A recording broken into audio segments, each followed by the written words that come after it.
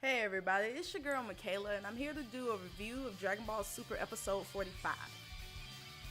For me, Episode 45 is built just to lead us to Episode 46. Therefore, it wasn't, the most amazing Dragon Ball Super episode, but it definitely wasn't the worst one that we've had either. It definitely serves as a prequel, lead us into 46, the real battle between Goku and Copy Vegeta, which is all we've been waiting for.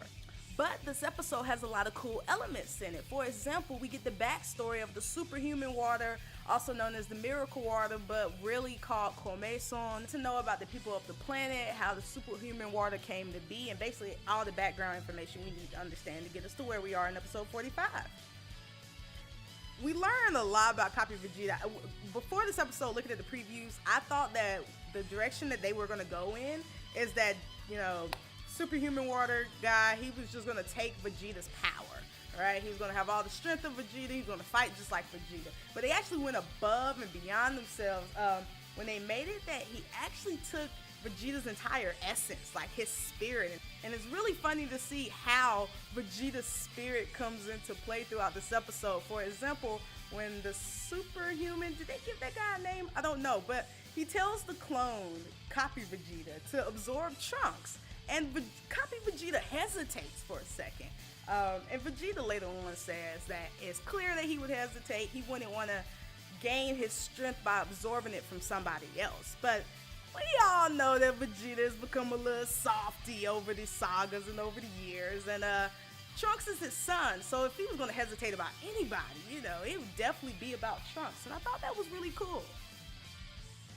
And it doesn't just stop there, because when Copy Vegeta is told to absorb Gotenks, he gets fed up, man. You bossing me around. Like, I'm not about to have anybody control me against my will. That's basically the viewpoint we're seeing that Copy Vegeta is having. And so he attacks the superhuman. And I thought that was really awesome. It was something I totally didn't expect for him to just totally turn on the guy controlling him, because he is Vegeta, and Vegeta will not be controlled unless he wants to. Majin Buu Saga, Another observation I made is that Copy Vegeta seems to have a lot of Vegeta's spirit. And we know that he has Vegeta's power, but it doesn't seem he really knows all of Vegeta's capabilities. Now, I could be wrong about this, because we won't really see until episode 46 where he goes against Goku, and it'll require him to use more of his power, unlike in episode 45 where he's fighting Gotenks, and they basically make Gotenks look like he's like Tien or Yamcha. He gets wiped out so easily. We noticed that Copy Vegeta in this whole episode is using basic evasions, basic attacks. We don't get to see him use any of Vegeta's alternate forms or power up, and he doesn't have to. But if we notice, the only time he used anything was Gallic Gun, and that was after Vegeta attempted to use it first. My next observation is that Goku is an idiot. When I knew this episode was coming and I heard the description, I was like, haha, this is gonna be funny. It's like a classic scenario that we see in all kinds of shows, where I get presented with somebody in a clone, a doppelganger of some sort, and I don't know which one to pick. And now we got this battle of, I'm the real Vegeta. No, I'm the real Vegeta. I'll prove you're the real Vegeta. Say something Vegeta would only know. Something really classic. That's where I thought this episode was going. However, I'm really impressed with the writers, because they just opened a new door of opportunity and actually made this episode more funny, because when Goku finally shows up on the scene, because he's late as always, we see that we now have a Vegeta that to us is clearly the real Vegeta, and a purple Vegeta. Like this should be very clear, but Goku's so dumb, it's still not clear. He's sitting there and he's like, we got a reddish, purplish Vegeta, but that Vegeta's transparent. And I mean, when I heard that, I was like, touche. I mean, I still would think that the transparent Vegeta was probably the real one, but I could understand his confusion, so that was pretty funny. I thought it was really cool that we got to see Super Saiyan 3 Gotenks again, that's an awesome form to see him fight in. It was actually annoying watching him fight Copy Vegeta though, because I mean, he fought no different than he usually does, but he fights, as Vegeta stated, very childish, like everything had all these moves that have a name, and it's really corny and everything, but I actually was kind of hurt by how easily Gotenks was defeated.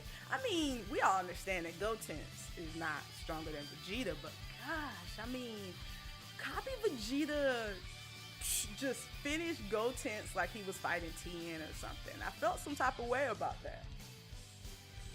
Can we sit here and talk about the Namek syndrome that Dragon Ball as a whole suffers from?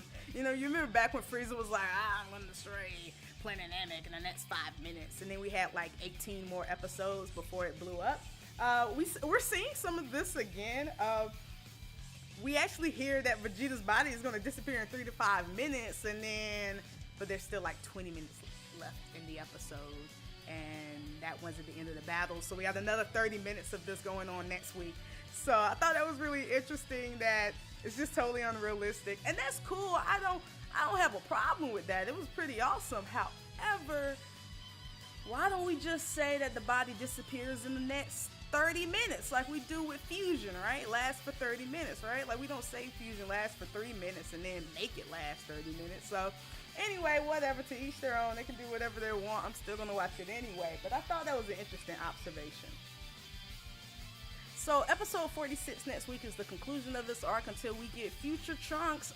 Who's excited for that? And I'm really excited to see episode 46, to see Copy Vegeta go against Goku. You know, Vegeta has stated like twice in this episode that like, go Kakarot, I don't know if you can beat me. Like, we'll see. And clearly Goku will. I love to see if Vegeta takes a hit to his ego for that. But let me know what you guys expect to see out of this battle between Goku and Copy Vegeta. Let me know if you think that Goku is just going to easily wipe out Vegeta, or if you think it's going to be, the battle is going to take the full episode. Like, this is actually going to be a tough battle for him. I'd like to hear what you guys think, so drop it in the comments below. And until next week, peace out, Saiyans.